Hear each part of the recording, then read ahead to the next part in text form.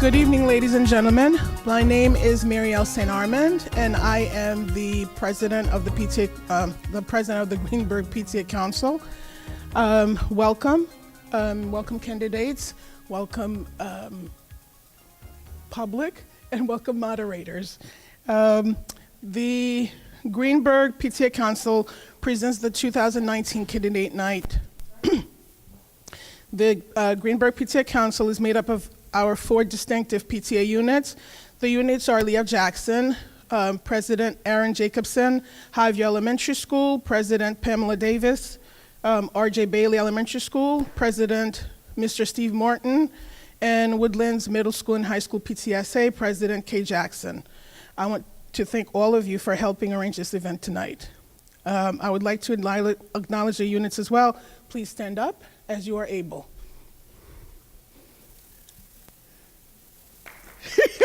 Thank you.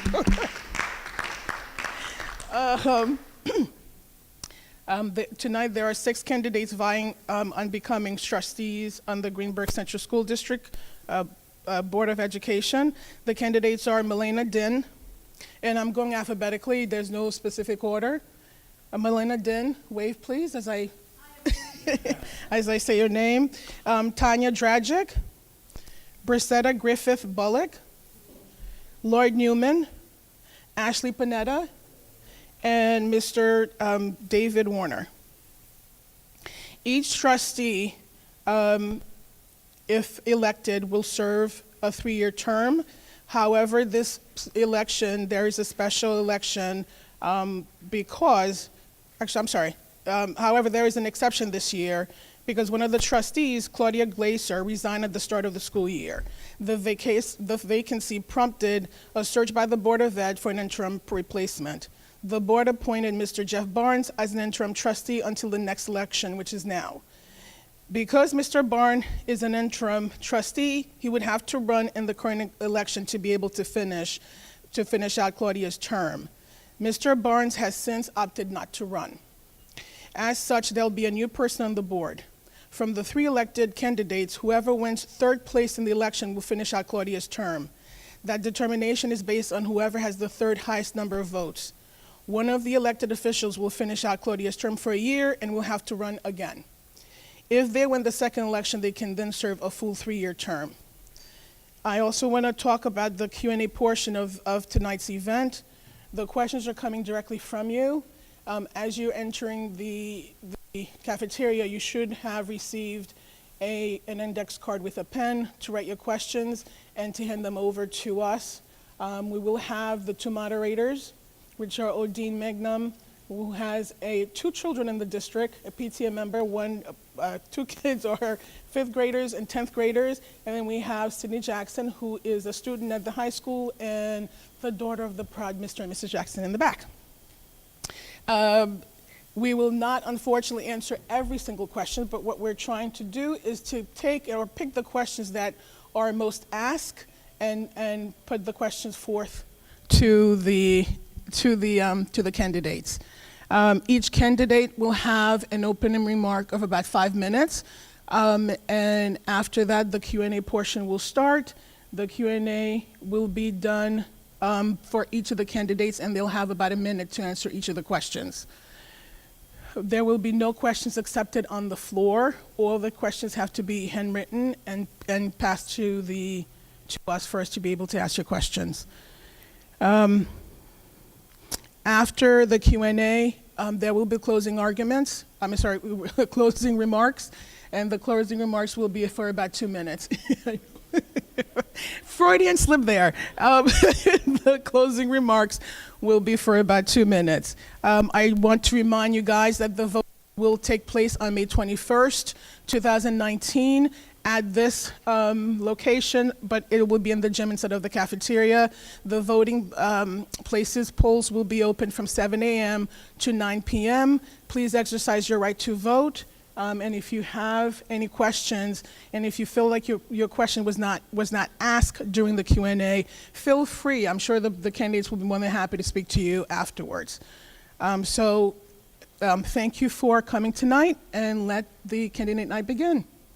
So again, we'll go alphabetically by, for each of the candidates. So the moderators will let you know when it's time for you to do your opening remarks. Thank you and have a great night.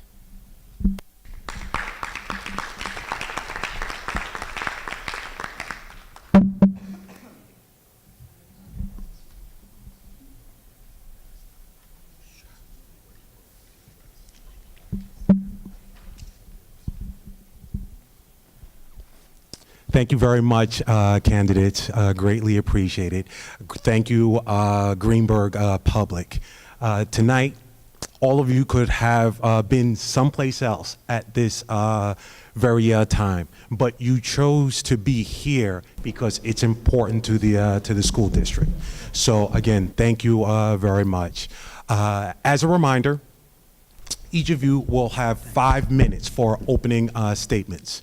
We will go in alphabetical order, and once time is up, you will hear the alarm. Okay? So, for the sake of time, let's get started. Miljana B.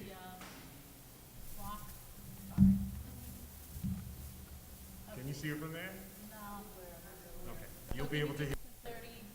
We'll let you know at 30 seconds. Thank you. Awesome. Ready? Go. Let me make sure this works. Good evening, everyone. My name is Miljana Din. I have been a resident of Greenburgh since I brought 3 children to this world. My husband, Javad, and I have 3 children, 2 that are in the high school. One is a senior, and one is in 9th grade, and I have a daughter at Highview. We also have an adopted rabbit from Ms. Belfiore's classroom, who has a zoo in her classroom, and we adopted her last summer. And we also have a rescue greyhound named Luna.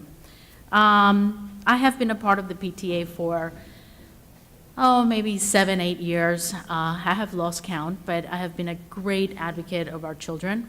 I have served on the local level in our schools, from Lee F. Jackson to the high school. Some of you I have worked with. I see some faces, not just locally, but on the region board and at the state level. I served on the executive board. I worked with my peers throughout the state on issues that affect our children currently. We've done some groundwork on diversity, which I was assigned to, the LGBT community of children throughout the state and how they feel on different issues, bullying, etc. I was also asked to participate in the Title I COPS committee, which is in Albany, and I did travel to Albany a few times to sit at these meetings with many representatives of districts throughout the state, and of course of New York City and different boroughs. I have been also active in some of the things that involve policy in our district. This was around the time when my son was in Lee F. Jackson, that's Sebastian, who's in non-high school, and the response to intervention was just initiated in the state.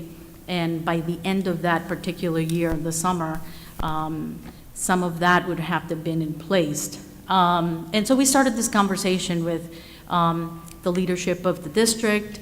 At that time, Dr. Chase was not in the district. Soon after, she was. Also, what we know as the science fair, this has become knowing, we initiated that with peers. It didn't start out as that. It really started as a global arts and music where every child could express themselves in either way. And it was really a great success, and we decided, why don't we do it from the council as an initiative to change subjects? And we did, but it changed to science, and it remained that way because it was just so successful. And we did it here because it brought every parent into the high school, because this is where ultimately they would become seniors. They would have to come to this building, and parents in the community from pre-K to, the high school would come to one place together. So I think it's important that we acknowledge everything that happens in all those years in between and supporting our academics, our current programs, the improvements that can be made, build upon, and of course the conversation of the bond, which was recently defeated, which can be brought back for a conversation that is a great opportunity to revisit with the community, with your ears, with your voices, working together. And I think that's really, really important. Thank you.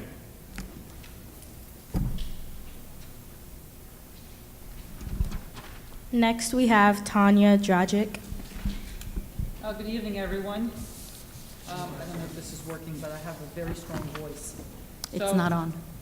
I'd like to thank... You can't hear me? Okay. I'm going to start again. Good evening, everyone. First, I'd like to thank the PTA Council for organizing this event, and thank you, parents, residents, friends, mom and dad, for being here tonight.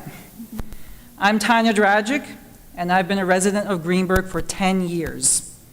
I also spent part of my childhood here and attended Greenburgh schools. In fact, I know this cafeteria very well.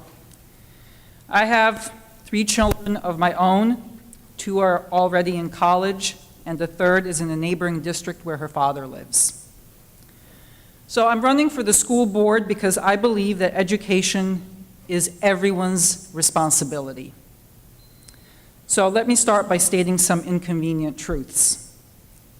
Greenburgh spends more money on instruction per student than any other school district in the town of Greenburgh. In fact, we spend more than any district in Westchester County. And yet we're at the bottom of the pile by every state and national metric. Our English and math proficiency scores are near the bottom 3rd. Our average SAT scores are below college readiness levels. Our infrastructure is run down. You may have heard that U.S. News just published its list of best high schools. 45 in Hudson Valley made that list, but unfortunately Woodlands was not one of them. This is what the outside world sees when they look at us, no matter what the administration says. So we need to work together to change the substance and thereby the perception of our school district. So how do we do this? I believe that a good start would be a major outreach effort to the entire community. Everyone should hear the good news and the bad news about our schools. And the schools should hear what the stakeholders have to say. And stakeholders means parents as well as residents without children. Communication is the key to building trust, and trust is the key to working together to solve problems. And we really will have to work together to improve our schools. First and foremost, we need to improve our education metrics. This means implementing the most engaging academic programs. It means making sure that support programs are actually used by the students who need them most. It means hiring the best teachers to work for us. It means getting parents to push their kids to work hard in school. It means getting residents and local businesses to volunteer in our schools. We also need to get a handle on our budget so that we can repair our buildings and do a better job of maintaining them. If we can achieve these goals, our scores will improve, and we will look better on all those lists that people turn to when they're choosing a school system in which to raise their family, their kids. If we can achieve these goals, we could pass a consolidation bond. So, how can I contribute? As I said at the beginning, I believe that education is everyone's responsibility. So I would like to take on my part of that responsibility by serving on the school board. I'm qualified and I'm motivated to work hard for you. You might ask why. Well, first, because I am a parent. I know the challenges of educating children. I know the work, I know the time commitment, I know the anxiety times 3. Second, I personally have had the enormous fortune of getting an excellent education. I have an international baccalaureate diploma, a degree in biochemistry, and a PhD in molecular biology. And I know that it takes a village to get that kind of an education. Third, I'm an educator. I dedicated the first 12 years of my career to research and teaching graduate and medical students. I know what it takes to keep students awake. And I know the skills that students need to do well in school, to do well in college, to do well in graduate school, and to do well in their professional lives. So tonight, I offer you my parenting experience, my expertise in education, and my enthusiasm to take our district to a higher level. Thank you.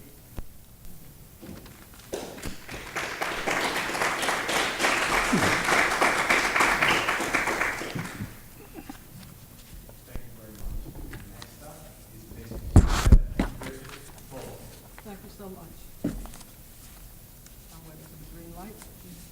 You must turn your. Oh, sorry. Press the button. Keep your fingers on it. There we go. Good evening, everyone.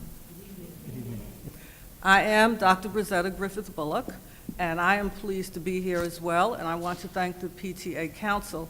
And ironically enough, I would like to thank David Warner and Mr. Noland, because they encouraged me as well. So thank you. So why do I want to run for the school board? I know that I have the depth and the breadth of knowledge to work with the community. As a teacher for 16 years and a principal for decades, I was in Mount Vernon as the first Blue Ribbon Award school. We did a great job. In addition, we had to build a middle school, so I was part of that committee as well. I know what it takes to sit on a committee to watch a school being constructed. I know what it takes to be a part of that team. I also know what it takes to be a great educator, to engage students. My experience in teaching is from kindergarten through high school. Many, many years ago, before a number of you were born, I was in the non-graded classroom, the open classroom. We had no walls. It was wonderful. That didn't last too long, but we loved it. But what I learned from that, this was in Long Island, it lasted maybe 5 years. The community was not apprised as to what it meant, non-graded classrooms. So many years ago, as a new teacher, it still is with me. Why didn't that program fly? Because it was excellent, but the reason was the community. The parents didn't know. They would come to me and say, I would say, well, your child is on level 10. Well, what does that mean? Is that grade 3? Is that grade 6? So early on, I understood what it meant to have the community involved in making these long-term decisions. In addition, I was a union rep. That was interesting for my building. I had a very straightforward and tough principal, but I learned about negotiations. I learned to do my homework, and I understood once again how important it is to have your parents and community support you as a teacher. I was able to, as a principal, I was able to develop budgets. I too hired teachers. I too trained teachers. So I feel I've come full circle because now I'm an adjunct professor at Touro College. What am I teaching? Parenting, foundations of parenting, the connection between school, community, and the parents. I love it. This is my third semester with them. And I give them assignments like this to come out and sit at meetings. Tell us what we can do to engage parents. So if you can entrust me to represent you, I understand that you need to be a part of what we do, the decision-making process. And I understand about consensus. We may not all agree, and that's fine. But consensus means, can you live with the decisions that we make? We'll see. In addition, when we talk about community, I can only tell you again, many years ago, when we had a bond and I was a teacher, we had our children make signs and go through the neighborhood. Can't do that now. So we have to find different ways to bring you, the community, and the stakeholders into our schools. We have to get ideas from you. And we're always open. I'm a good listener. I'm a great evaluator. I am engaging, and I love education. I know that that is the key. I don't mind giving workshops. I love that part. So I would hope that you can entrust your vote for me. And I thank you.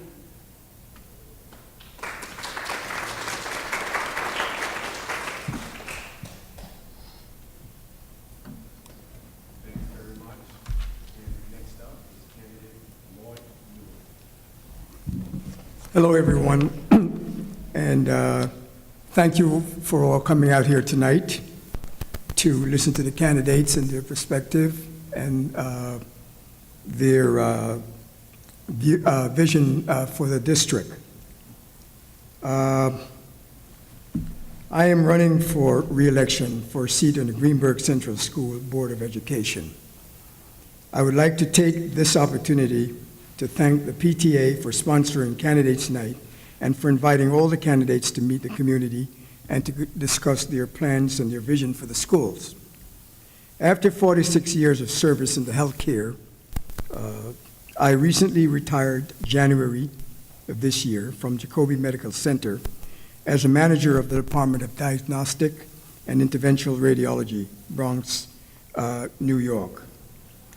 My wife and I, Jamie Noland, have been a resident of Fairview, Greenberg for 43 years and are proud parents of 3 children, Christina, Michael, and Sonia, and a granddaughter, Maya.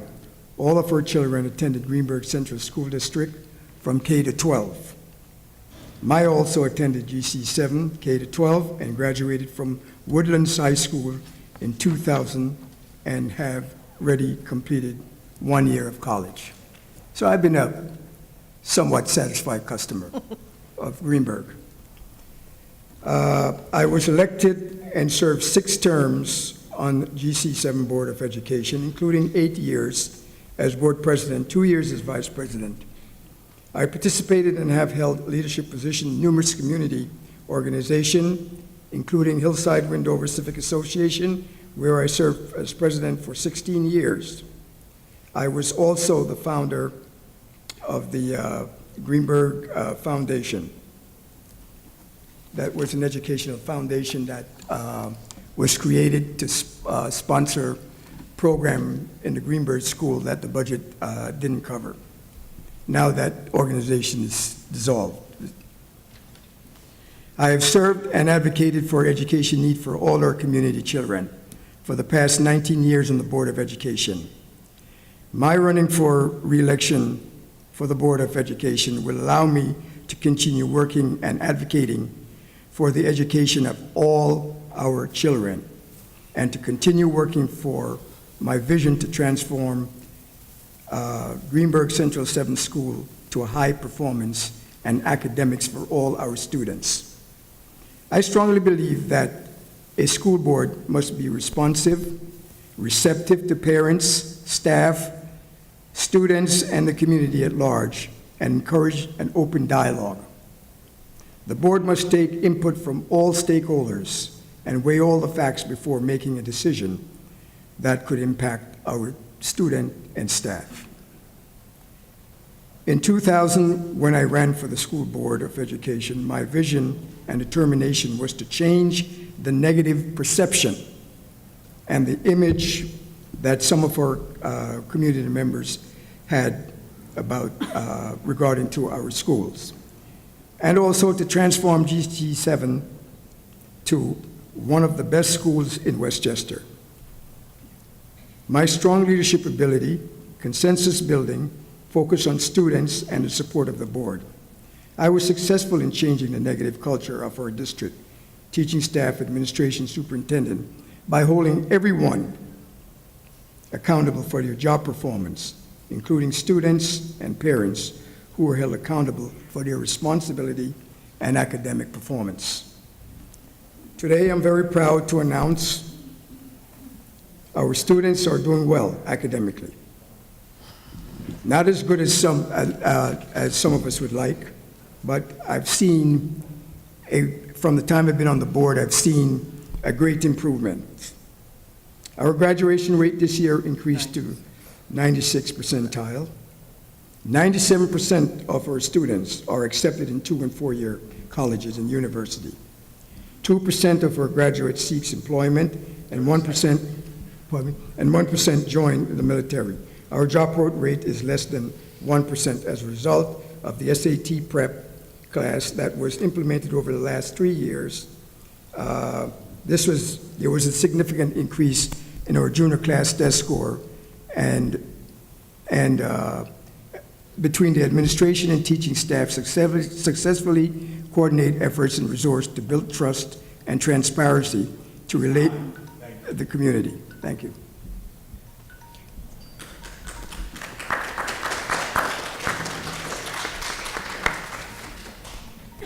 Next, we have Ashley Pineda. Good evening, all. Thank you for taking the time out of your busy schedules to attend this important event. A school board is charged with overseeing arguably the most critical component affecting our community, the education of our children. In Westchester County, a neighborhood's image is deeply intertwined with the reputation of the school district. The first thing I heard when I settled in Greenburgh 9 years ago was, don't send your kids to Greenburgh Central Schools. I heard this from strangers, from some neighbors, and I even heard it from a Home Depot cashier the day of our closing. I myself am the product of a public school education. I grew up in the Bronx and went from pre-K through high school. From high school in the Bronx, I went on to a 4-year university and ultimately on to graduate school at Columbia University. At Columbia, I studied a Master's of Public Administration, similar to an MBA, but with the focus on the public sector. I knew that one day I would like to give back to my community, which brings us to today. My son, 6 years old, was not getting the little extra support he needed in his private school due to a lack of resources. My wife and I decided to make an immediate change. We enrolled him into Lee F. Jackson about 2 weeks into the school year. With the little extra attention from his teachers, I am very happy to state that my son achieved grade reading level in less than 6 months. My son has come a long way, and it was a group effort. He is a perfect example of how successful students can be with the right school, dedication, and resources. He is now an avid reader and teaches us at home everything he can, to the point of sitting us down, reading books to us, and asking us reading comprehension questions as if he is our teacher. The progress my son has made in our public school has well exceeded our expectations. I believe in our public school system and the journey our district is currently undergoing. I want to be clear, the choice of where to send each of our precious children is a very personal matter, and no one can pass judgment on that, as we must all choose what makes the most sense for our family. To families that are considering whether they should try the public school district out, I say try it, and I believe you too will be a satisfied customer. We are teaching children to speak Mandarin in kindergarten. We just rolled out a pilot of one-to-one Chromebooks for some grades, and in January, our high school was giving international baccalaureate certification, making us a full K-12 IB school district, one of 9 in the country. Research indicates that full K-12 IB district graduates complete college faster than their peers, feel more prepared for college-level coursework, and are better able to cope with demanding workloads and time management. Our district has amazing programs and opportunities that all of our children can be taken advantage of. I am not a politician, and I am nowhere near as experienced as many of the other individuals running for the board. What I do bring, however, is a fresh perspective. Since I am coming in with an open mind, there is one overarching theme with my candidacy, and that is, my children go here. Any success our district achieves is a success for our children, the Greenberg community, and a success for my children as well. I also have both the private and public school experience. Having this perspective will help me ensure I take all points of view into account. Now that I have stated some great things about our district, there is room for improvement. One major issue which some may not be aware of is the low level of state aid that the GCSD school district receives. By state aid, I am referencing fair funding for our school district, from building funds, which could help with our aging facilities, to the much bigger issue of general district funding. Unfortunately for the school districts of New York, a politically manipulated version of the aid formula is used every year. 30 seconds. The formula is based on year 2000 census data and measures communities' wealth using imperfect methods. In a recent prospective school board member workshop I attended, I had a brief conversation with one of the Ossining school board members and asked him how Ossining was able to rightfully receive an increase to their state funding.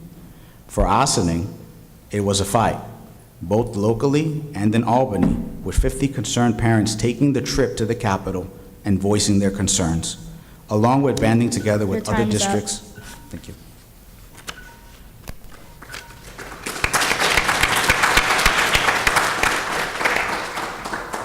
Next, we have David Warner.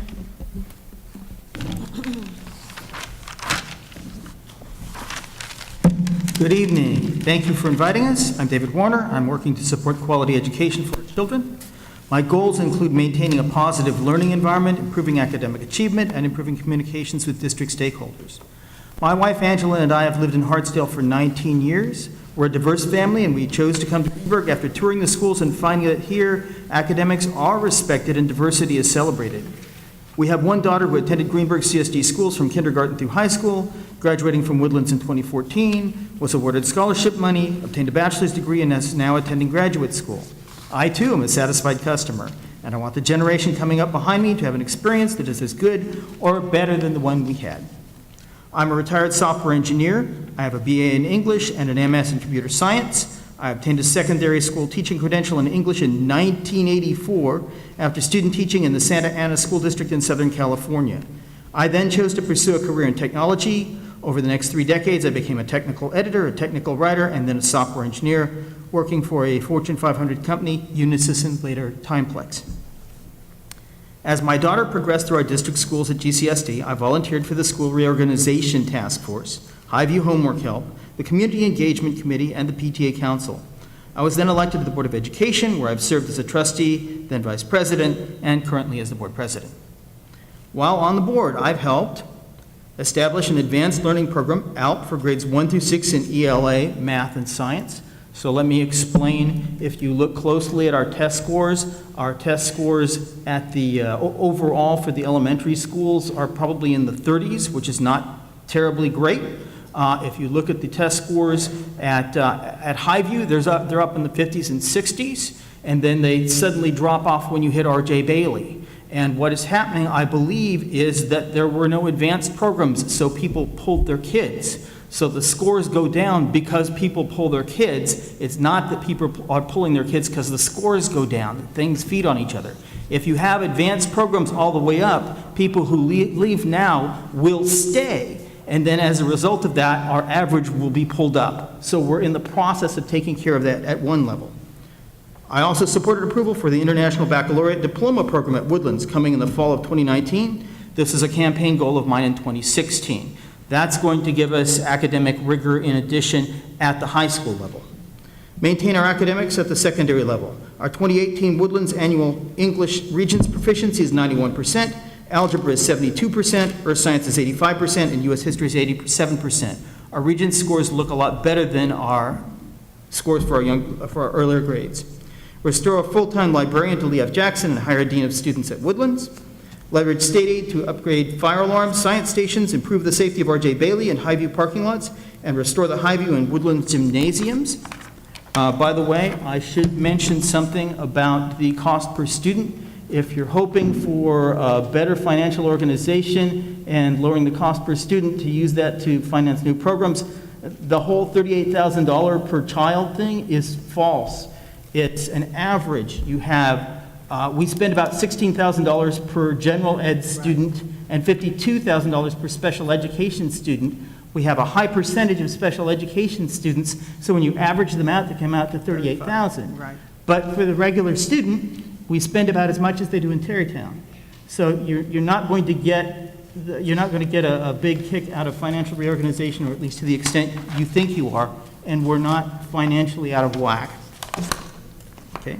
I promoted improved technology, STEM offerings for our students as a member of the Technology Committee, Codapillars, Dot and Dash robots, Makerspaces, Coding Week, now Talking Robots, Robotics Team, ACE Mentoring Program, Tri-County Science Fair, Science Extravaganza. We have a second place trophy in biology from the 2012 Westlake Science Fair, the last time we started on the science research track. Westlake was for 10th graders in the first year of what is now the Intel International Science and Engineering Fair competition. At that time, we determined we needed to regroup and start educating students in science competition beyond our district, starting at a younger age. Our recent participation in the Tri-County Science Fair with students from Bailey and Middle School means that we're ready to try again. 30 seconds. I support integrating curriculum materials using the PLC model. I support promoting experiential learning through the WISE task force. I support the Universal Design for Learning. I support improving communication with the community by chairing monthly meetings for the Community Engagement Committee. I support negotiation of fiscally conservative teachers' contracts to avoid teacher layoffs while keeping the budget under the New York State tax cap. Going forward, I will pursue academic improvement, continue to advocate for equitable state aid for our district, work with the community to find solutions for our facilities Your time is issues. I'm David Warner. Thank you.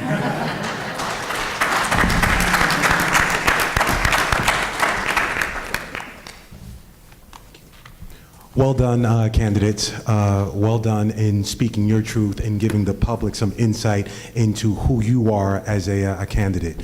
At this point, we're going to move on to Q&A. The questions have all come from the public, and we will try to get through as many as possible.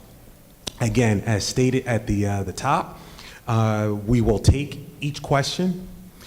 We will present it to the candidates, and the candidates have 60 seconds to answer. Do as best as you can within that 60 seconds. Let's be clear, let's be concise, and we'll start in alphabetical order, beginning with Ms. Meliana Din.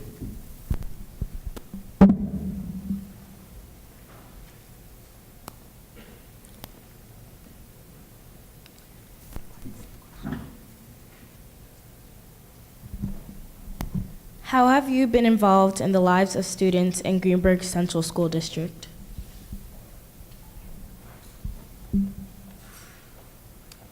I have,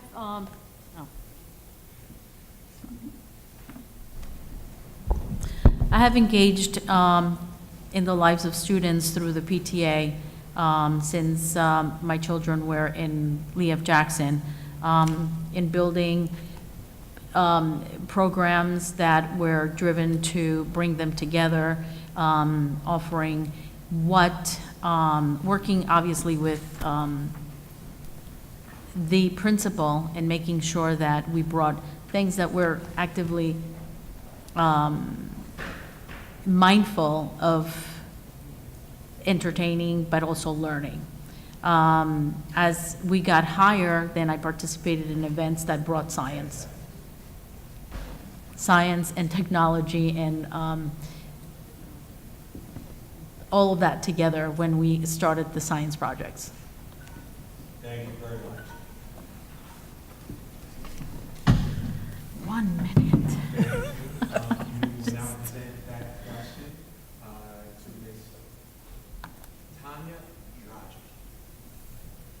Okay, so I have not been involved directly in the lives of Greenberg students because my children did not attend this district. I've been involved, obviously, in the lives of my own children. So this is definitely something that I would have to catch up on as a candidate. I would have to really learn about these children, learn more about the schools, speak to the principals and to the teachers. But what I have to say to you is that this is one of the reasons why your board has 7 members, so that there are people who have a diversity of expertise and experience, and not everyone necessarily has to have the same experiences and expertise in order to contribute effectively to the board. Thank you.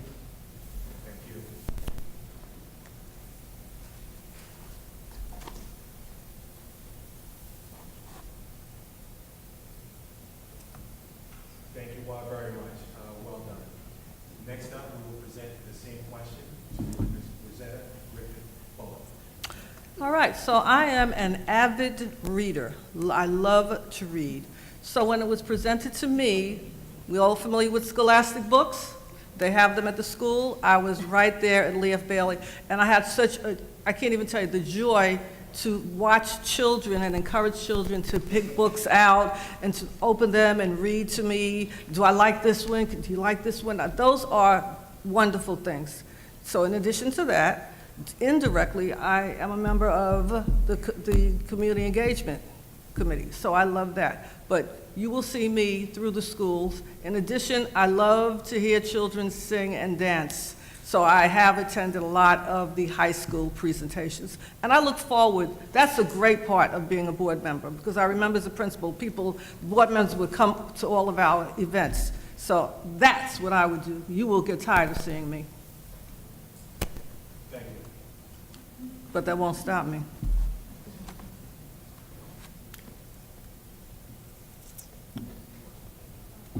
How have you been involved in the lives of students in the Greenberg Central School District? How have you been involved in the lives of students in Greenberg Central School District? Again, this question is presented to the candidate. Okay, I've been involved in the life of students in Greenberg, I would say over 35 years. I had 3 of my children went through, they're all adults now, they went through K to 12, and I was involved in their education. As a matter of fact, even though I wasn't on the board, I make it my duty to come to PTA meetings, any gathering, and monitor my kids to make sure that things are going very well. I was also on the Greenberg Scholarship Committee. I was a trustee, and I was in the trustees for maybe about 6 or 8 years. And in 2000, I decided to run for the board when my last child graduated. And since then, I've been involved in the children's education up until this point. Like I said, I was on the board now for about 19 years. I've served leadership capacity and chair various committee, the budget committee, and also the fiscal committee. Thank you very much. Right. And we will present the same question to candidate Ashley today. Thank you. I ran for the school board when the position finally formally held by Claudia Glazer opened up. I also ensured I was part of the Capital Bond District proposal videos. I spoke with various of my neighbors to elicit some feedback and get some of their ideas as to what could happen with the bond. I've also spent a lot of time with some of the children in the district that are friends of my son, but I don't have a lot of experience with the children of Greenberg as of yet. I'm hoping to change that. Thank you. Thank you.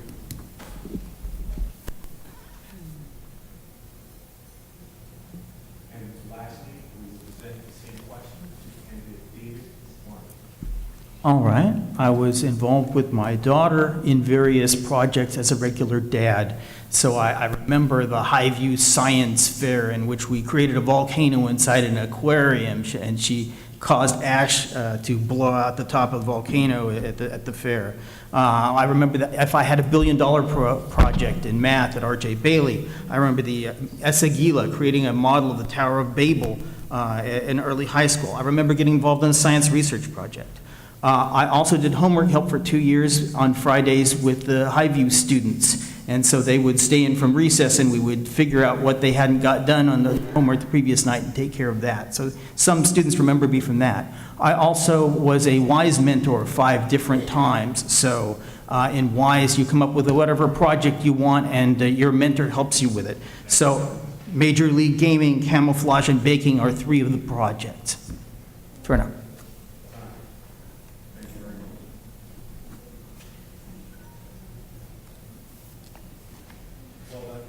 Well done, candidates. We will now move on to the second question. And the question is this: did you support the bond vote in March? Why or why not? And we will start with Ms. Elena Day. You want that in 1 minute? Yeah, elevator speech. You haven't started the clock, have you? Microphone? Your mic.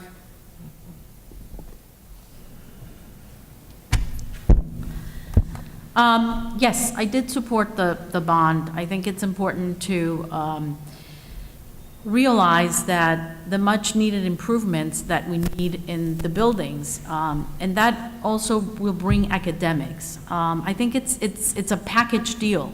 It's a conversation to be had now that it's been defeated, but I did support it. I see the benefits of having a congruent group of students and grades in one place. And yes, it is a financial burden. I think it came at a terrible time when we had land taxes imposed upon us. You know, we couldn't declare more than 10,000 on any property. So that, I think, had a great influence.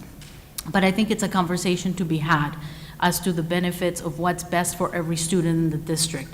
It's something that's not failed. I think it needs your participation, our conversation to be had together. It's our voices together that can make that happen in the future.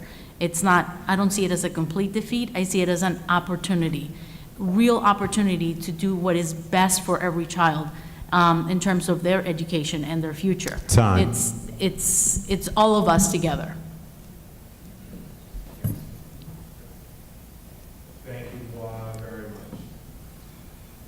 Now, we will pose the same question. Did you support the bond vote in March? Why or why not? And this will go to Tanya Dragic. I did not support the bond, and I didn't support it for the same reason that I think the vast majority of Greenberg residents didn't support it.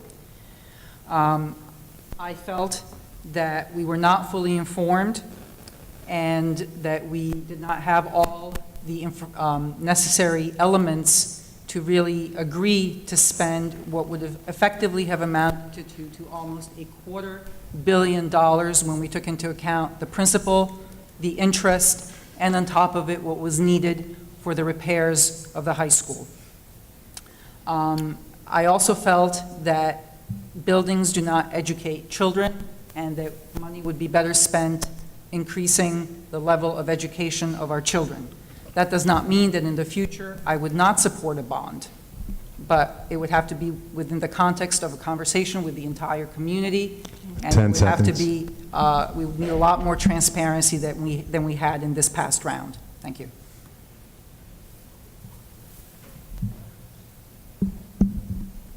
Thank you very much. We will now present the same question to Ms. Rosetta Griffith Bullock. Thank you. And yes, I did support the bond. Based on research, Abraham Maslow says, it's really important. There's a triangle.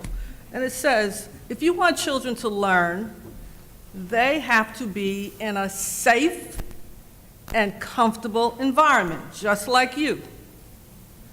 So while our children are doing well, they don't need to be in a place where the windows look like this. They don't need that. They need to be in a place of comfort because it sends a message to the students and the staff that you care about them when they are in a safe, aesthetically pleasing building. I believe buildings do matter. When you drive up to your home, you want it to look nice, you want curb appeal. When we drive up to these beautiful grounds, 10 and then I seconds. see the school, it's not fair. The children, the students, and the staff, they need a good building, but we do need your input, so, thank you. Time.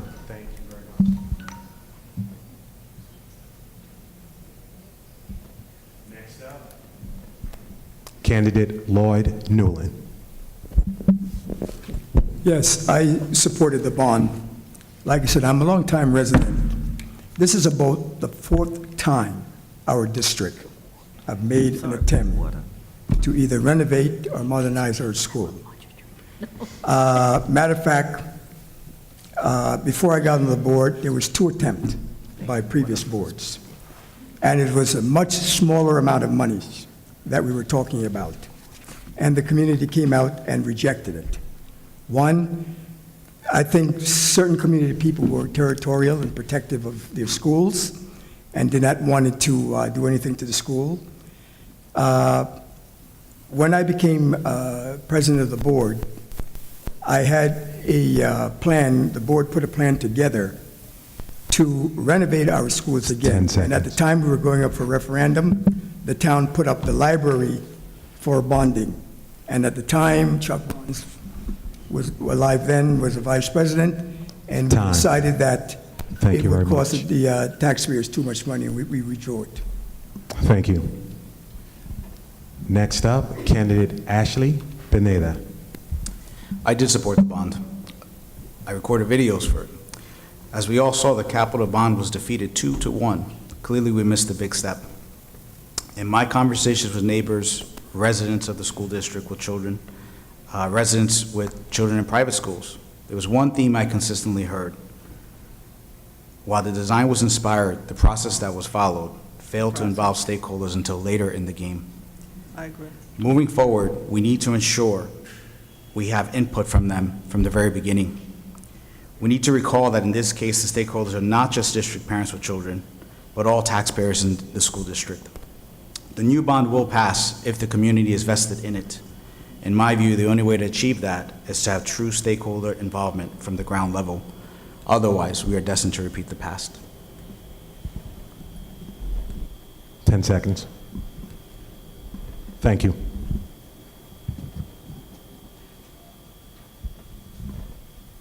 Lastly, candidate David Warner.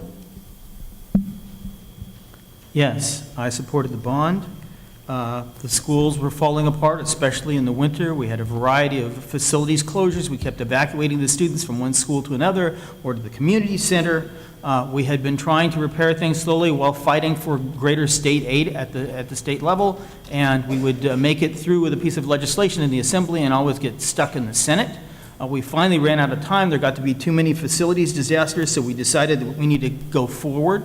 We did get defeated 2-1. I think the bond was too expensive, and we need to communicate better with the public and involve them in the decision-making process as to what we go out with, and we need to fight for more state aid. Thank you. Thank you.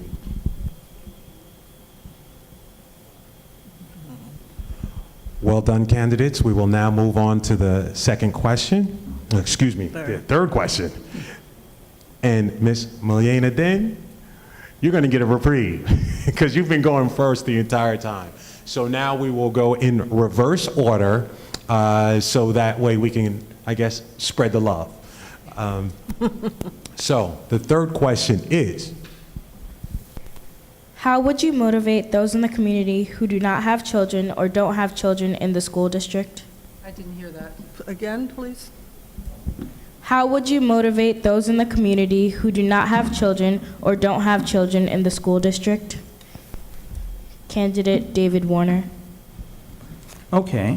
When I was out having my nominating petition filled out, I ran into a particular civic association, and had a long conversation about the bond specifically. And basically, they were a group of snowbirds who go to Florida every summer and wish they could sell their houses to families with young children, but they can't get the amount of money for their homes that they think they deserve. And the problem with that is, of course, that they think if the test scores went up by a significant amount, then their home values would go up. So I think what we need to do is get them to understand that whatever plan we come up with will raise the test scores, and then they'll support us.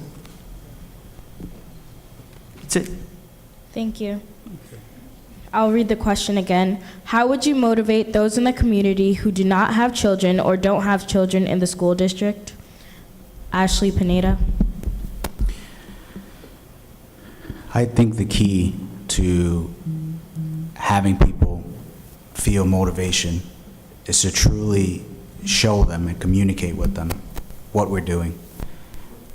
Parents in the private schools have a perception of the Greenburgh Central School District as, fledgling and not achieving standards, which we know is not true. Residents of the community have that same idea in their mind.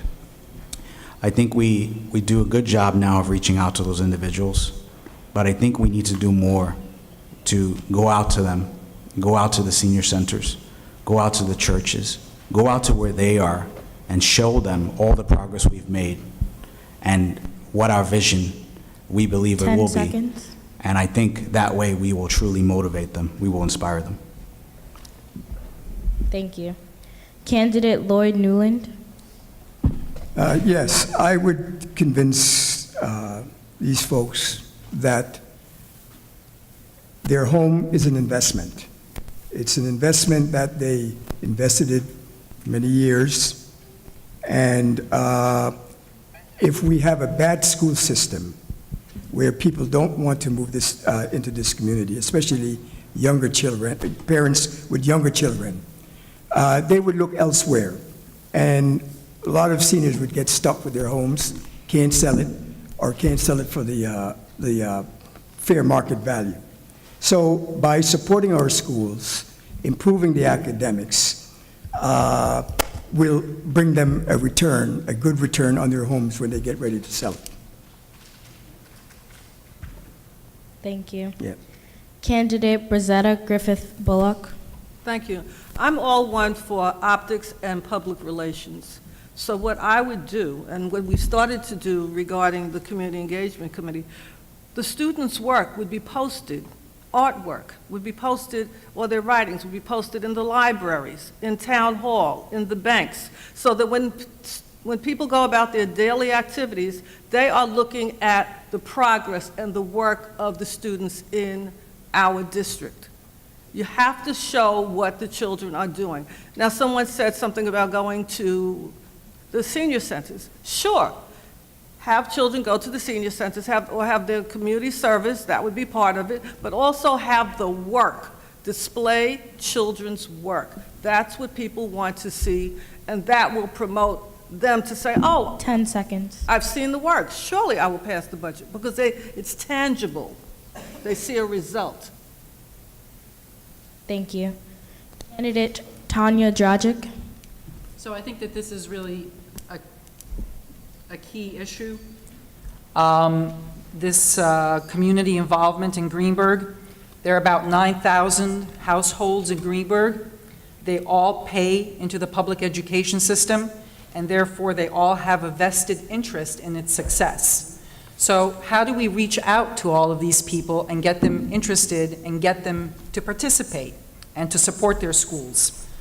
And I actually have some very specific ideas that range from actually really making an effort to mail quarterly newsletters to every single household in Greenburgh, trying to get people to sign up for email lists, get on social media, get them to volunteer, as well as some of the other ideas, like having the kids go to senior centers, exposing their artwork, basically whatever it takes to get people to feel connected to the schools and to the children in the schools. Thank you.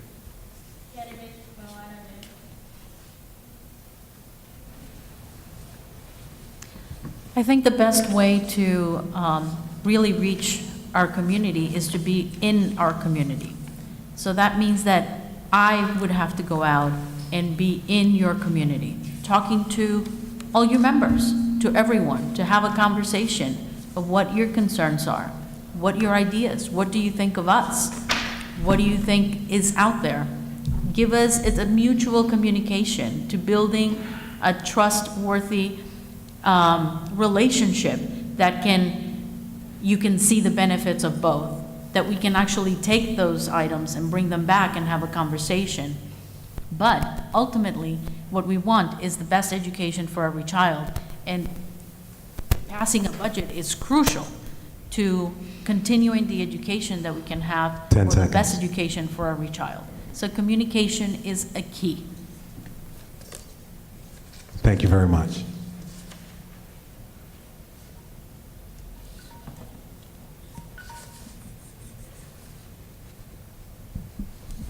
Now, the next question is very specific and to a specific candidate that was submitted from someone in the other group. And this is posed to candidate Tanya Dragic.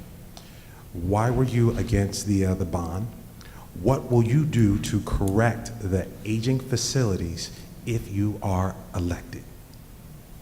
Okay, so I think that I already explained what my position on the bond was, and I also stated that I am not necessarily against all bonds, all future bonds. But I think that we have to get there as a school district and also as a community together. In the meantime, I think that we need to basically repair what we have. Repair and make sure that we maintain it. And in order to do those repairs, I am actually in favor of hiring outside expertise to take a close look at our schools, to make a line-by-line list of all the repairs that are needed, and then for those repairs to be done, either from the school budget or, if necessary, by issuing a small bond. 10 seconds. Thank you. Thank you.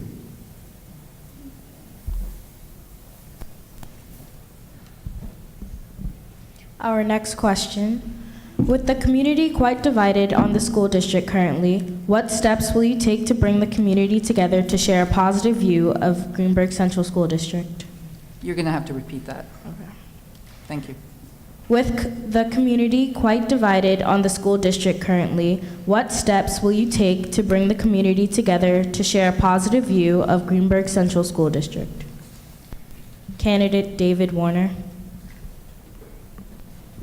Okay, so there are all the things that we did in our last bond effort, because things were very quiet until the bond.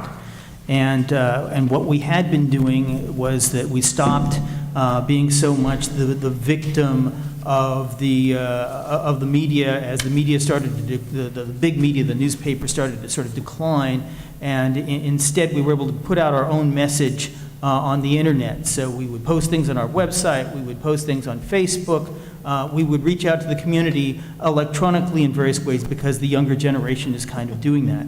That turned out not to be good enough for the entire bond effort, because not everybody is of that generation. I do things with email because I'm from that generation. So what needs to happen is we need to reach 10 out seconds. to people in whatever mode of communication they need and knock on doors if we have to. Thank you. I'll read the question again. With the community quite divided on the school district currently, what steps will you take to bring the community together to share a positive view of Greenberg Central School District? Candidate Ashley Pineda. So there are 3 keys in my mind: understanding, listening, and communication. I think the reason that community is so divided on their perception of the school right now is they're not hearing what's happening. They're not able to speak their mind, potentially. They're not coming to our meetings. And we're not having enough of a dialogue between us.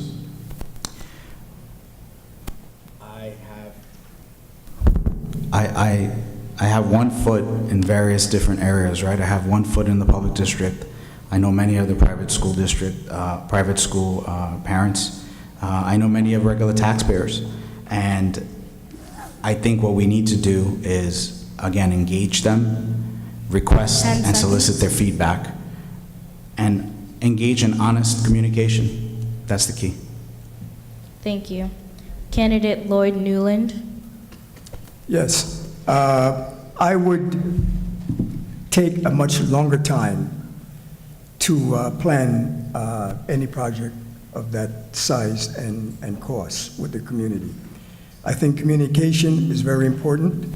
I would also involve the town and all stakeholders in that discussion. And I would probably start off by sending out a survey just to get a feedback from people or from the residents. What would they willing to support? And would they sit at the table and have a healthy discussion with all of us to come up with a plan to renovate or build a new school? It's important that 10 the seconds. community have trust, and we also should be transparent and try and involve everybody. Thank you. Candidate Tanya Dragic. You're going to have to repeat that question because I'm not sure that it's actually about the bond. I think it's more just in general. Yeah. With the community quite divided on the school district currently, what steps will you take to bring the community together to share a positive view of Greenburgh Central School District? Okay. So I think that actually our community is divided for a number of different reasons. One is that, as I mentioned, there are 9,000 households and only about 1,000 of them actually use the public schools, and there are probably another 300 to 400 that use private schools. So that's the first level of division. The second is that we actually have about 20% seniors in the community, which is actually a significant percentage compared to other communities, and that's also a source of division. So, and then we have a large number of residents who simply do not have children and so are not necessarily very interested in what goes in the schools. But as I said, and I'm going to say it again, every single household pays into the public school system and therefore has a vested 10 interest in seconds. its success. So honest communication is key, and vigorous communication is key. Thank you. Candidate Rosetta Griffith Bullock. Thank you. So I am one of those households where I do not have children, but we are totally interested because I am that summer parent. You know, so I am interested. But you need a structure. So when we talk about openness, you need a structure, we need a survey, we need to analyze the data, and then we need to have, after we analyze the data, those small neighborhood meetings. You start small and then you expand, because at the small meetings, we can communicate, we can talk. And we would have facilitators at the meetings. This is what, again, we talk about research. Dr. James Comer, he is the community person. He says that we have to have the community involved, and you start small in your areas, and then you get larger and larger. Excuse me. 10 seconds. So that's what we would do, have a structure. Thank you. Candidate Milena Din. I commit to communicating. That would be my entire commitment to you. Off-site community engagement bi-monthly in your communities, all the communities that I can go to. That's what I commit to, because I think that's what we really need to communicate, to be in the group, whatever it may be, where you can voice your opinion. And I know I said that before, but I reiterate, communicating is huge, hugely needed to hear your voices, what you think. And that's really what I commit to.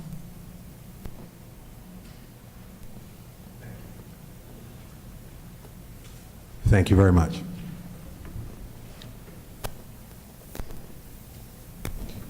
Excellent. Now we will go on to the next question. And we will start at the top of the order as we did at the beginning of the other evening. The next question is, what can we do to fix our buildings? And this will be directed towards this Candidate Milena Din. I had a conversation with our Assistant Superintendent of Business because that's exactly what I was interested in knowing what it will take to fix building. Just to fix windows, roofs, the bare necessities. She said it would be a minimum of $79 million to fix these buildings. I personally think that rebuilding would be a much more economical, even if you spent 114. But we all don't share that thought. And here we are, having this conversation. I think it's a conversation that needs to be had once someone's in and you have a complete board, that you need to revisit and hear your voices and how to fix this. Because we do need buildings that are safe 10 and with the seconds. space, enough space for our children. So I think it's a conversation and an opportunity to have that conversation again. Thank you. We will pose the same question. What can we do to fix our buildings? To candidate Tanya Dragic.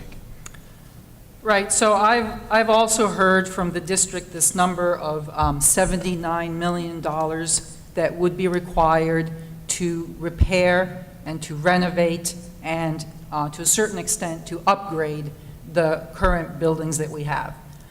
I don't know if that's a realistic number or not. I don't really know where that number comes from. So that would be where I would start, is to get a realistic number.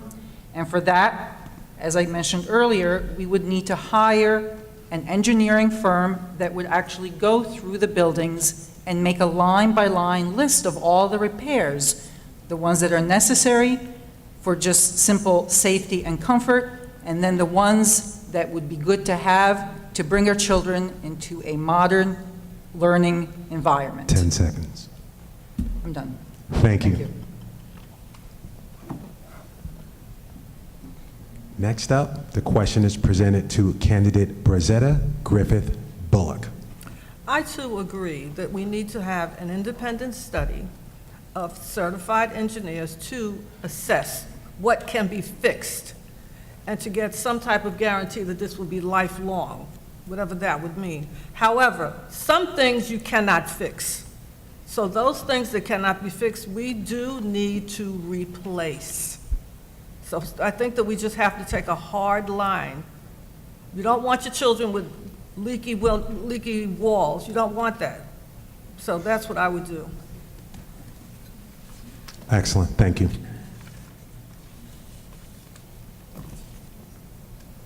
Again, the question is, what can we do to fix our buildings? And this will go out to candidate Lloyd Noland. Yes, well, what the board has been doing in the past, and we still continue to do it, we try to put extra money in the budget, and monies that are not spent, that was appropriated for other programs, we use that and put it into fixing things in the schools. But we have 5 schools, and the buildings are the end of life, and you must really ask yourself, does it pay to spend good money in fixing up an old antiquated school that's probably going to last 10 years more the life, or you build a new structure that's going to last for the next century? And so therefore, I know that's a tough decision. Now, the way we approached it, maybe we need to do it 10 seconds. phase by phase. And like you say, we already got the engineer study, and we know exactly what needed to be done, and that's where that 79 million came from. Thank you. Next up is candidate Ashley Pineda. I've heard that our buildings can be repaired, but at a very significant cost. I do share the sentiment also that you get to a certain point with your house where you outgrow it. And you can do whatever you want. You can add on an extension, you can keep trying to build, but you're still not going to fit properly because it's not designed that way. I think at the point that we're at, if we did not get a bond passed, maybe we start by prioritizing the buildings that are in most dire need, such as R.J. Bailey, with all the repairs it needs, and maybe take it one building at a time. ideally, in a perfect world, we would get a bond passed, and we wouldn't be doing patchwork. Thank you.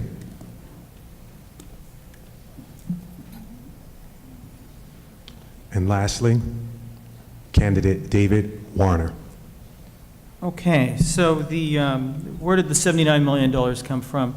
We had an independent engineering company do a survey and 5-year capital plan for us, as we were required by law to do. They came out with a price tag of $70 million. We then ran that by CS Arch, who was looking at our consolidation project. They said, we can't do it for $70 million, we can do it for $79. That's where the $79 million came from. Going forward, if the only option is to fix things, which I don't think is the only option, then you would fix the roofs first, because water is the enemy. No matter how much you fix up the insides, water gets in there and destroys things again and again. We also can have an energy performance contract to make some repairs. We are pursuing that now. The process is better now than it was before the state got involved to provide guarantees. But going forward, yes, we will update our costs, and if we have to repair, we'll repair. Thank you.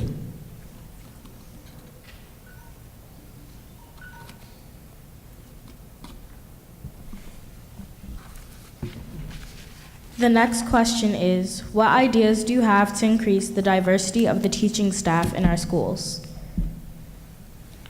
Candidate Milena Din. I thought we already had a diverse staff. That's what I thought. I said I thought we already had a diverse staff. The hiring process, which is really done by administration, to hire a more diverse staff, they're the ones who bring us all these teachers from different areas, thus having the children learn Mandarin and bringing in other teachers from different places. But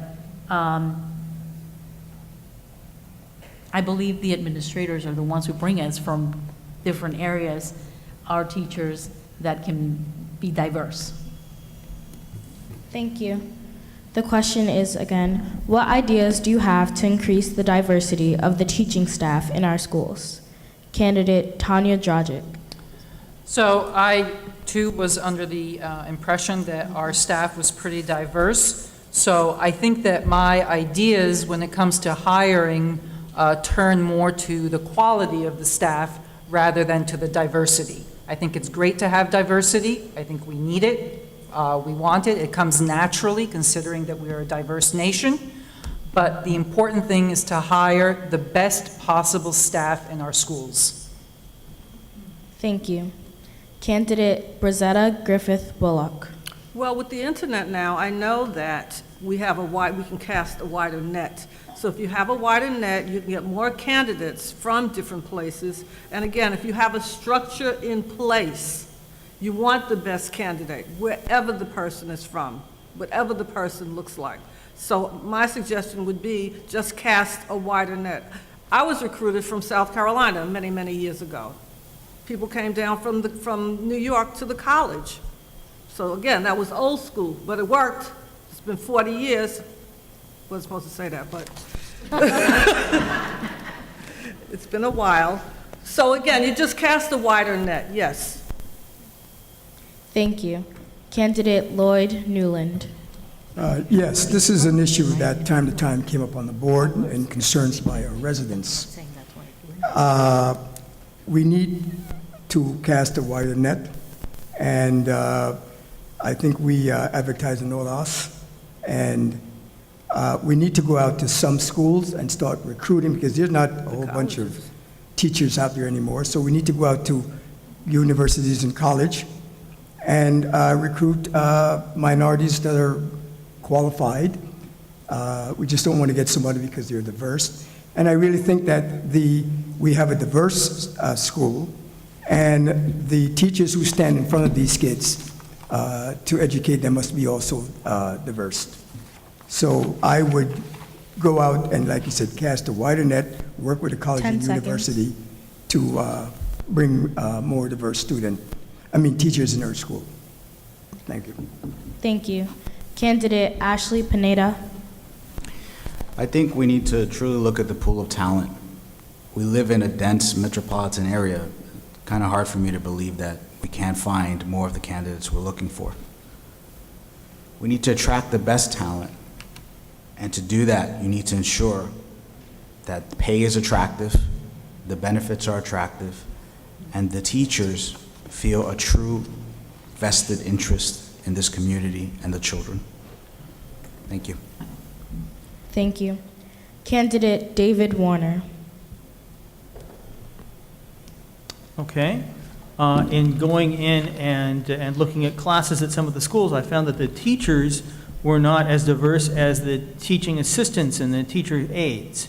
So our diversity is fine there, and the problem is that more teacher aides and teaching assistants need to be able to have a career path to get up to the point at which they're teachers. So the long-term way to solve the problem is to make it possible or facilitate methods for people that are already in the community to become full-fledged teachers. And that will take care of the thing long-term. We tried it before at TSTT, but too many people sort of left, although I think we might try it again because the few candidates we've gotten back from that have been to our advantage.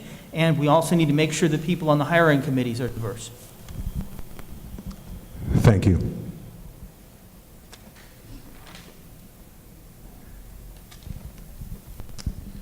And we have another question that has been submitted and directed towards candidate Tanya Dragic.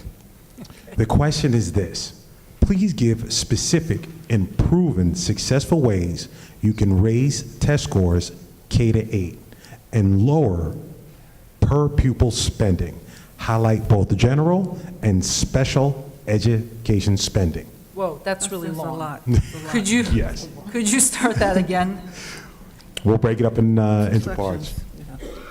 Please give specific and proven successful ways you can raise test scores K to 8 and lower per pupil spending. Okay, well, I'm not sure that I'm really looking to lower per pupil spending. So I'm just going to abdicate on that part of the question.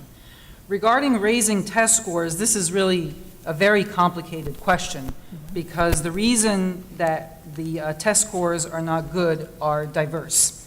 So all I can say is, or all I can really talk about is actually my kind of general education philosophy, which I think is made up of proven approaches that work when it comes to student performance. And that is a combination of demanding discipline and hard work from students. In other words, to have high expectations going in. It's to have a rigorous, fact-based curriculum. In other words, you can't think 10 seconds. unless you have building blocks for thoughts. And finally, I think that you need to teach students to think critically and creatively about the information they're learning, and that starts all in kindergarten. Thank you very much. And in all fairness, candidate Warner had previously highlighted the general and special education spending. But thank you so much for submitting that question. That was rather difficult to answer in 60 seconds.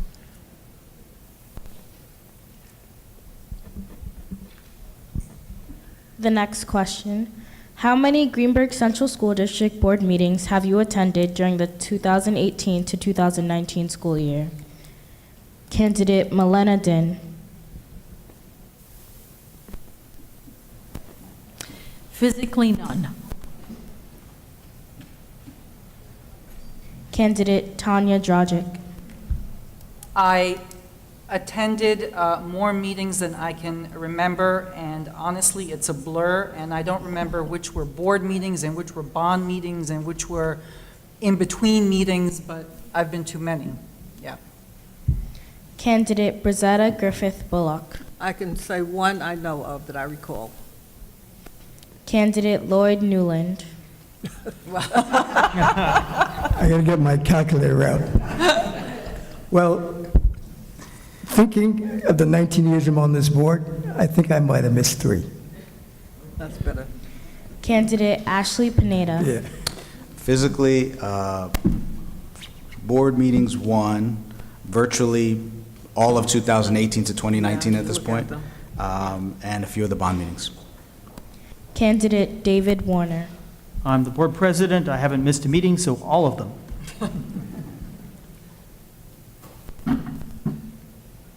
Thank you very much.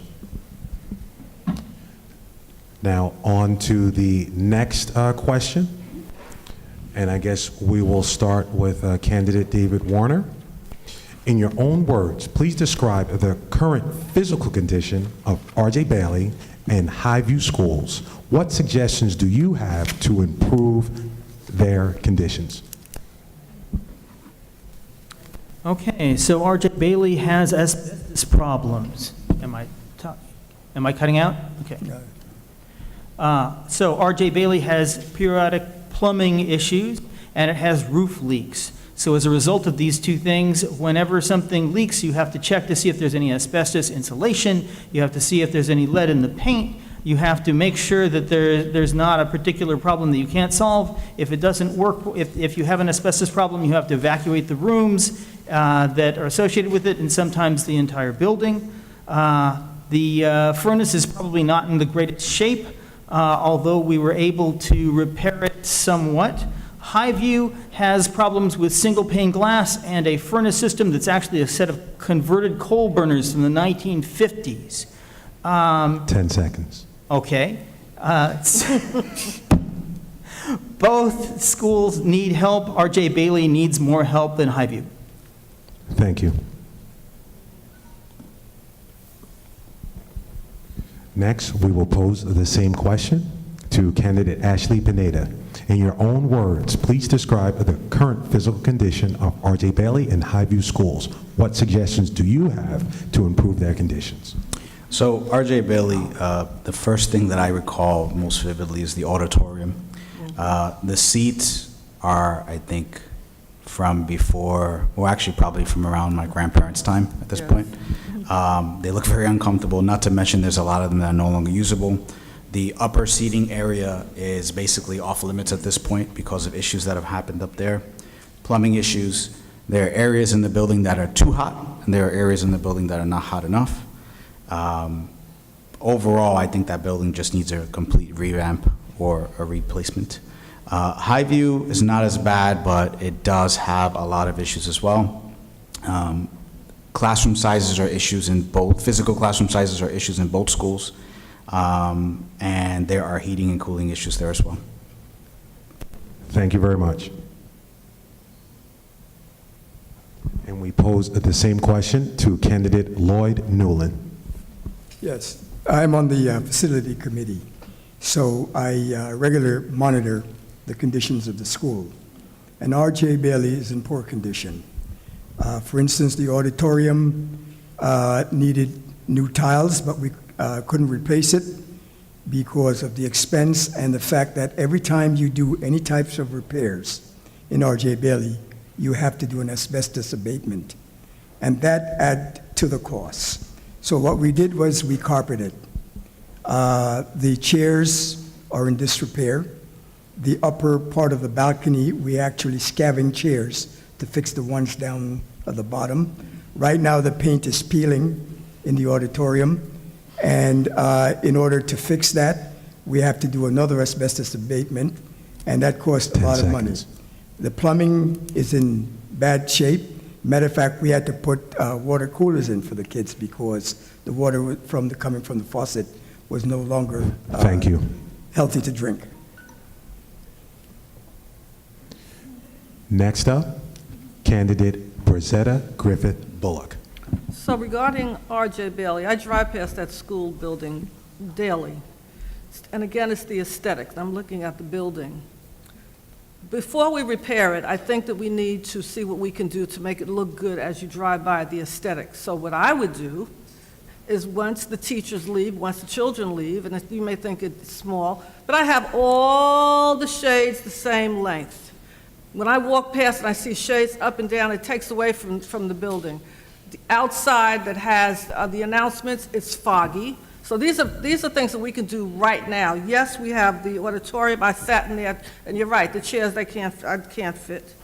All of that needs to be done. Regarding Highview, it's safety. When you go there at night, when we go to our meetings, you need something to make you feel safe. Somebody can jump out the bushes.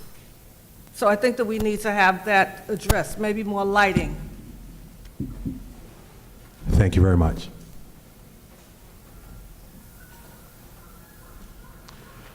Next up, candidate Tanya Dragic.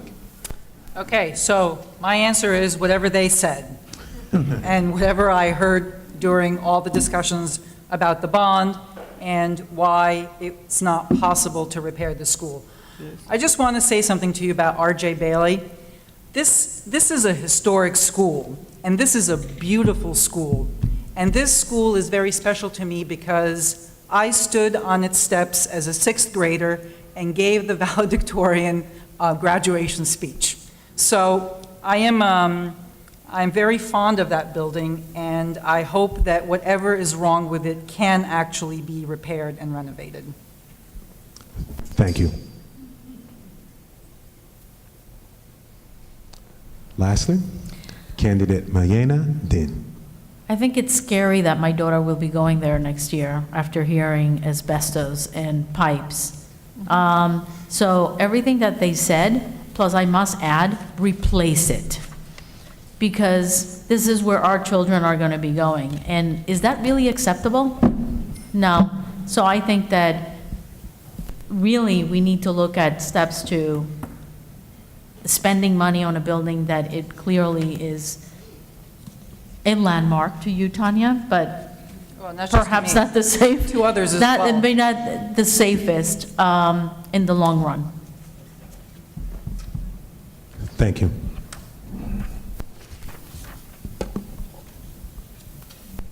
This question is directed towards candidate Tanya Dragic. Oh my gosh, I'm so popular tonight. I love it. How can you restore the science research program that was cut by the current administration? This is something that we could talk for hours about. And I know a lot about these programs because I used to participate when I had my own lab. I used to take students regularly. So let me just briefly tell you what is the challenge of these programs. It's getting students accepted into labs. It's getting students to the labs. Then it's helping the students do the research and put together the presentation. And then finally, it's getting the students to compete in the fairs. So I have a multitude of ideas about how to make this work. And one of them is to actually strike up a partnership between the institution that I work for, which is the Albert Einstein College of Medicine, and the Greenberg Central School District, to actually have a collaboration where labs would take students and perhaps even get some grant funding for this kind of a program. That's it in a nutshell, and whoever is interested, I'm happy to meet and talk about this. This is a great passion of mine. Thank you. That I think sounds I went over a fantastic. minute. Thank you.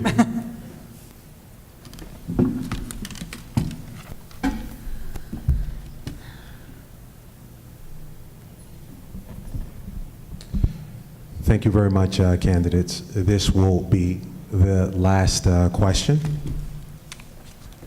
And the question is this. With Greenberg Central School District has placed 34th in Westchester County Public Schools. This information is from the Board of Education. How would you prioritize the needs for our students for improvement in grade point average? And we will start with candidate David Warner. Okay, so this is a little bit of a repeat of the things that I've said before. I'm assuming that GPA means generically student achievement, and what we need to do is to make sure that we have programs in place that are challenging for all levels of students. So the students that are the high flyers need things to keep them challenged to the maximum of their capabilities. The students who are struggling need to have programs in place to help them as well. and the students who are in special education need to have programs in place for that. I think we're doing okay in terms of special ed, or at least that's the overall impression I have. The middle of the road crew, you've got the RTI process in place. We've expanded that to not only cover literacy but numeracy. That is, we have a math aspect to it. We also are implementing the universal design for learning, so there are multiple methods of teaching and learning and representing what you have learned. For the high flyers, we have the advanced learning program now. Since there are more programs in place for advanced learners going all the way up through elementary schools and into the secondary schools, we're hoping we don't have bright flight like we've had, and as a result of that, the test scores will start to go up, and everyone's morale will go up, and student achievement will improve. Thank you. Next, candidate Ashley Pineda. How would you prioritize the needs for our students for improvement in grade point averages? I think a lot of the framework for increasing grade point average has already been put into place with the addition of the IB full K through 12. We have ALP programs that are helping with the students that can theoretically get a little more advanced. We have assisted reading programs and all that.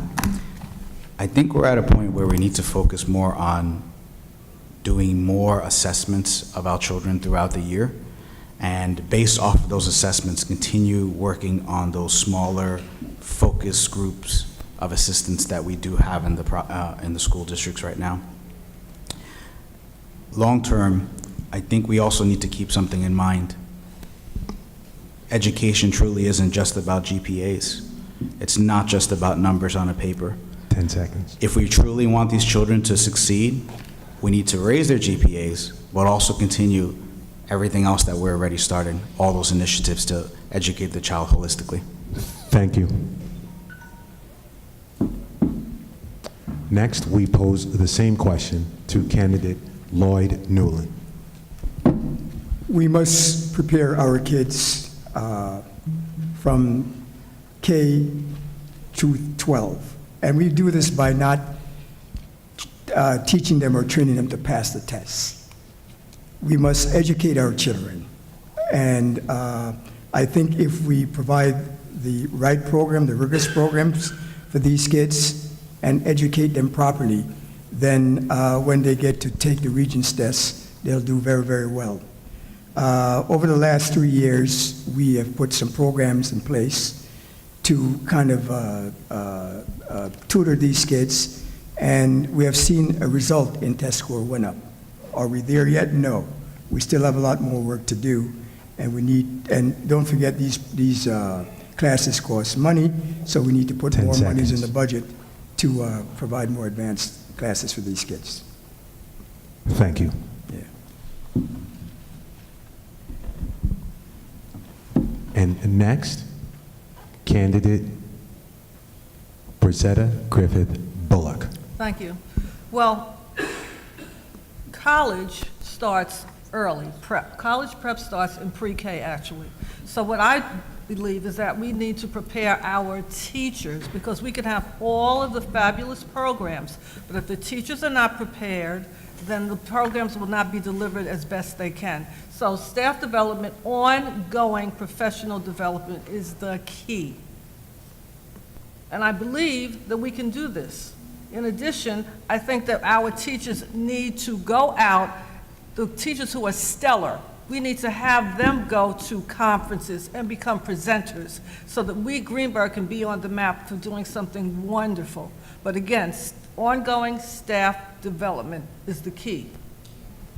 Thank you. Thank you very much.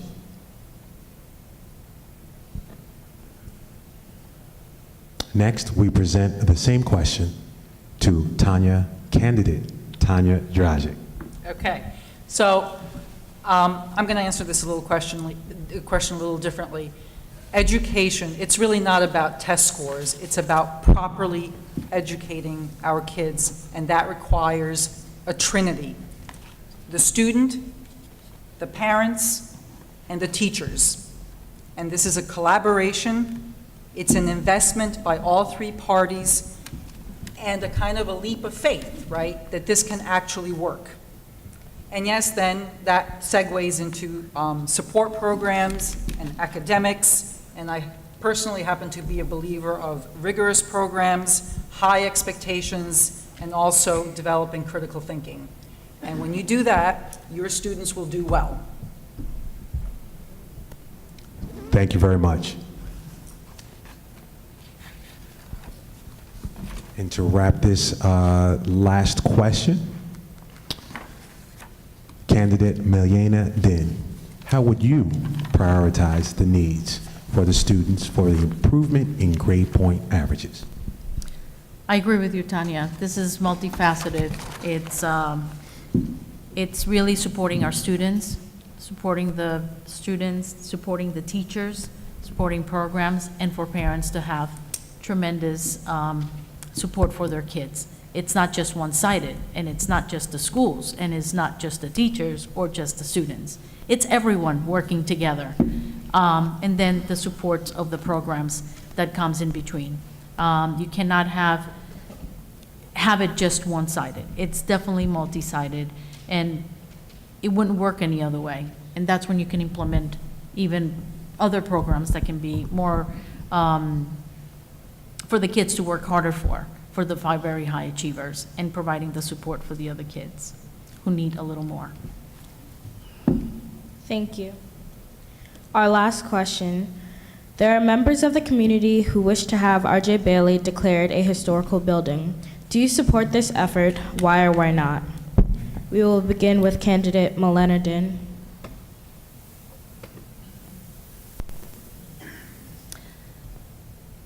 Supporting a building to become a historic landmark means that you can't really change it. You have to leave a large part of it, and I'm not sure how much of it is involved.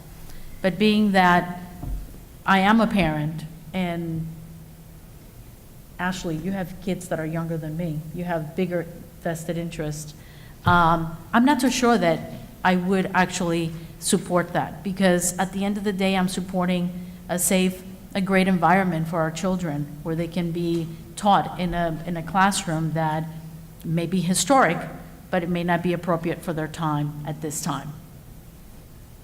Thank you. I will repeat the question again. There are members of the community who wish to have R.J. Bailey declared a historical building.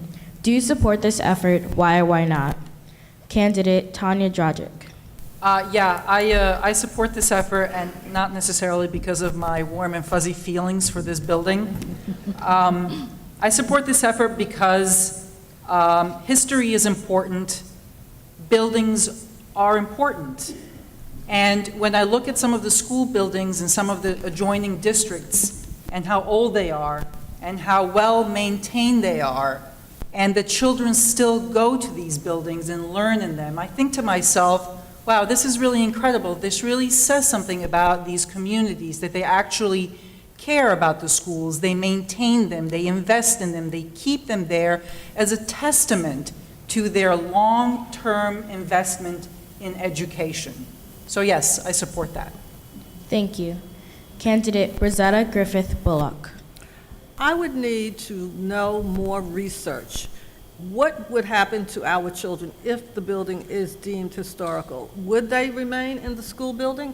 If not, where would those children go? So I would need a plan before I make a decision. Thank you. Candidate Lloyd Noland.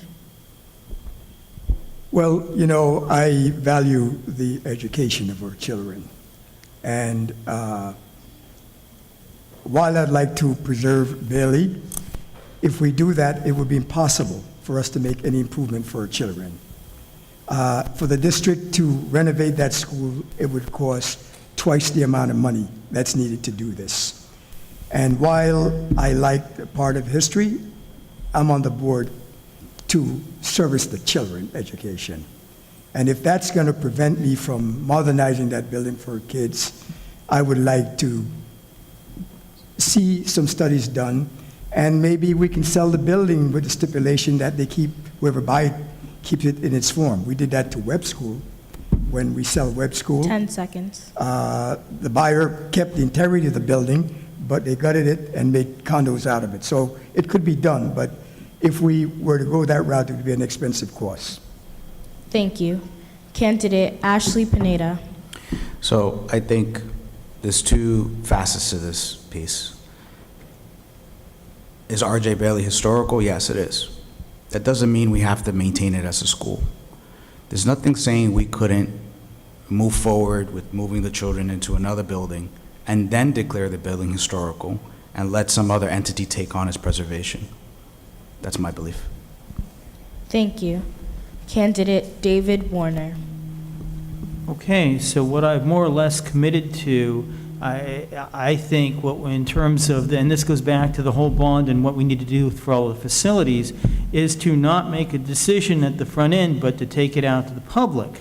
So I'm not going to want to declare something historical before I have my feedback from the public, because I've already limited the options then. So I want to know what the public thinks and leave the options open to that point. I'm not averse to the other things that have been said here about making it a historical building if it doesn't end up being our school, depending on what we do. That's fine, too. Thank you very much. And that wraps up our Q&A section of for the other candidates. Next, we will move on to closing remarks. And as you know, candidates, this is your opportunity within 2 minutes to drive home key points of why the community should support you. And just bear with, let's set this. And we will start with candidate David Warner. Thanks to the PTA Council for inviting us to participate in this event.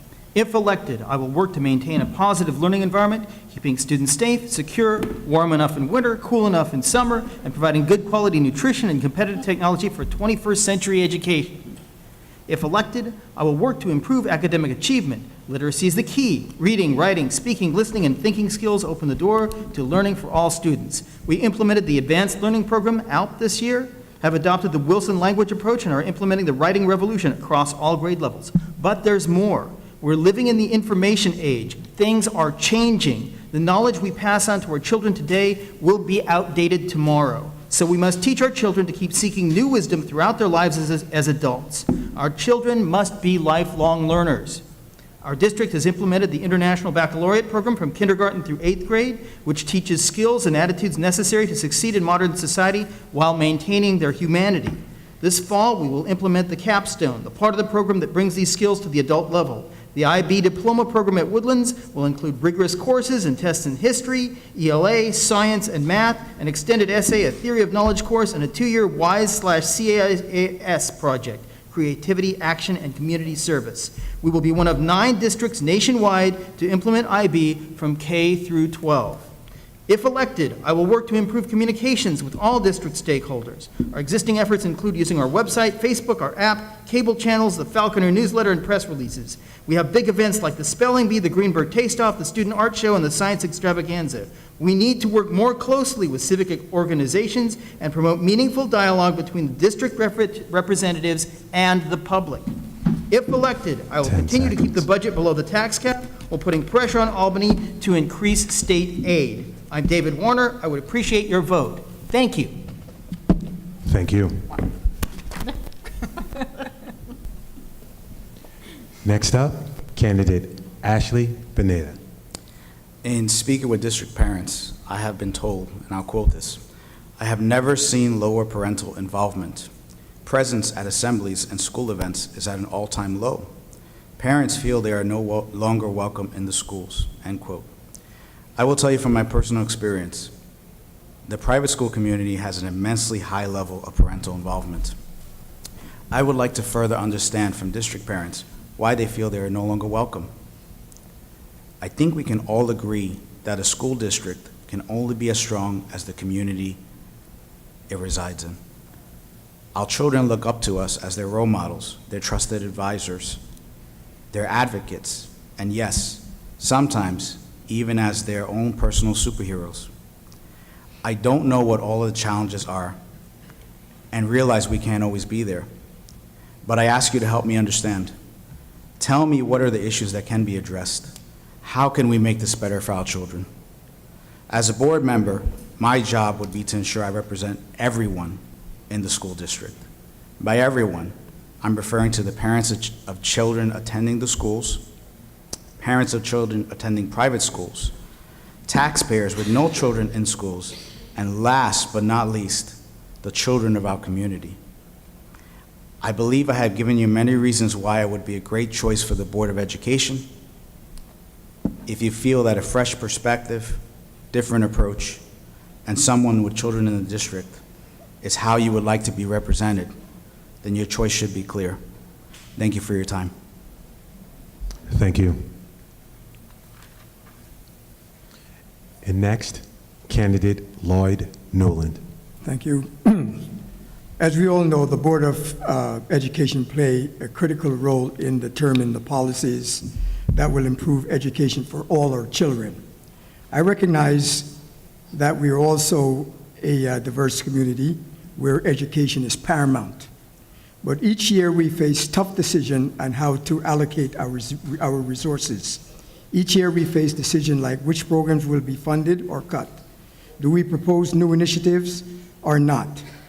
Do we move forward with a revised plan to renovate or consolidate our elementary school onto Wahlberg campus? These are all important and tough issues and decisions that the Board of Education is elected to resolve. I have the qualification and knowledge and experience needed to make this decision. If I'm elected, that's exactly what I will be doing. Also, if I am elected to the Board of Education, I will continue to collaborate with board members, superintendent, and all the stakeholders about policies, program, so that as a community, everyone will understand the value they bring to our school district. I will encourage the proposal of a new initiative to improve the education of all the children. I will listen to and reflect the concern of the community and work collaboratively again with fellow board members to improve the school image. Although budget season gets tough each year, the board was unable to produce a budget under, the board was able to produce a budget under the New York State tax cap.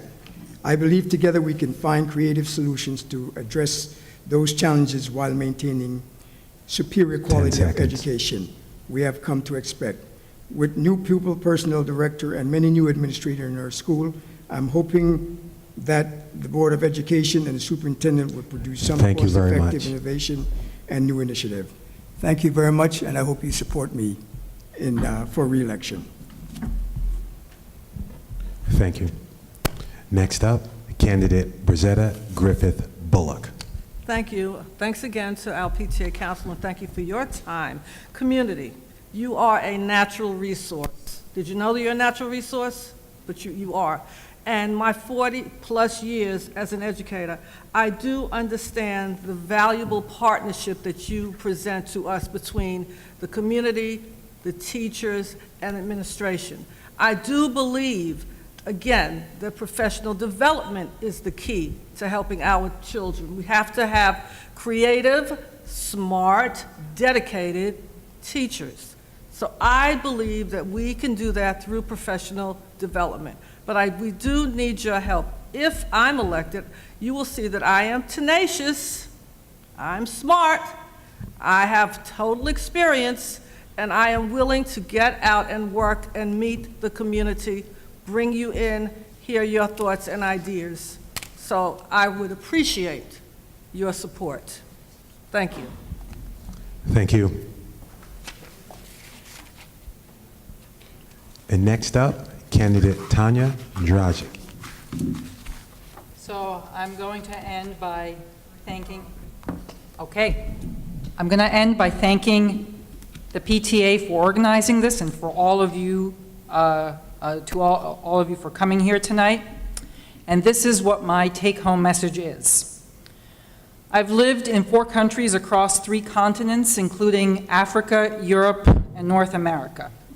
and this was because of my father's job in the United Nations. It is through my family and my travels that I learned the importance of education. Education lifts hearts, it lifts minds, and it lifts earnings. A good education is the only way to make sure that our children become good citizens of the world.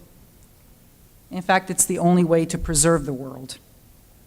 So my goal is to make Greenberg into a major destination for young families because its schools offer a good education. No matter who you are, a parent or a resident without children, you will benefit if we have a successful school system. And not just because your property values will go up, but because you will leave a positive imprint on the future, because you will help your children, in the large sense of the term, become functional, responsible adults. So I thank you for listening. I thank you for your support and your vote. Thank you. Thank you very much. And lastly, to bring it home, candidate Meliana Din.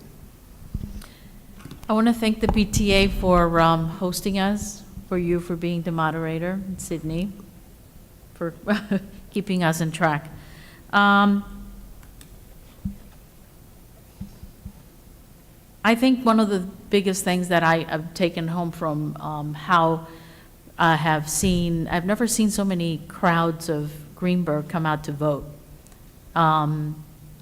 Even when we have like 60% show up to pass our regular budget.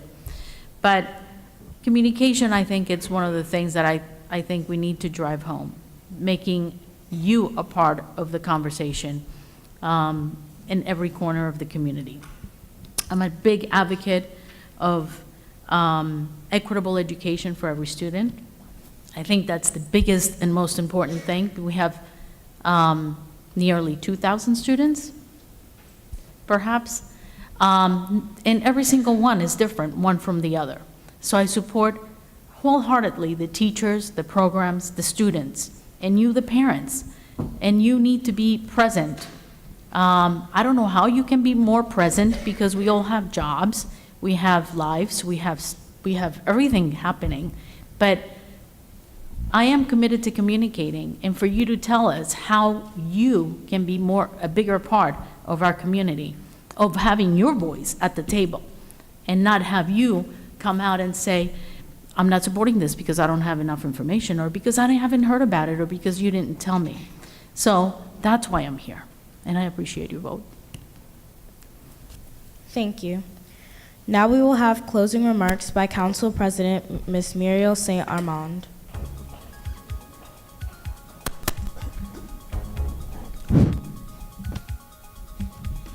I want to thank you both, moderators. You did a wonderful, fantastic job. Mr. Odin Magnum and Ms. Sydney Jackson, thank you very much. I also want to thank each of the candidates for coming out tonight and presenting and accepting questions from the public. You guys did a fantastic job, and good luck with your elections. I want to remind everyone that we are voting on the 21st of May, and take this opportunity to really learn about the candidates. If your questions were not asked tonight, please take the time to meet with each of the candidates on your own and be able to get your questions answered. Having said that, I want to thank you again, and good night. Thank you.